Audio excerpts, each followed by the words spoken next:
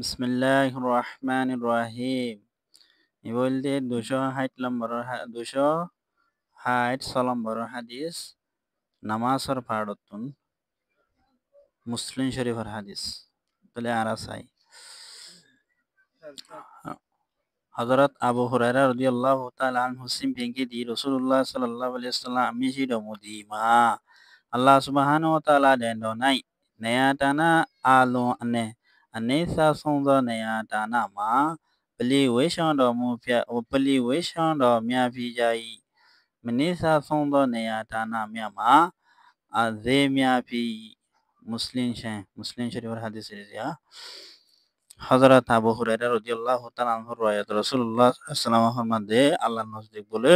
বেগুনত না পছন্দের জায়গা হইলে মসজিদ বেগুনত না পছন্দের জায়গা হইলে বাজার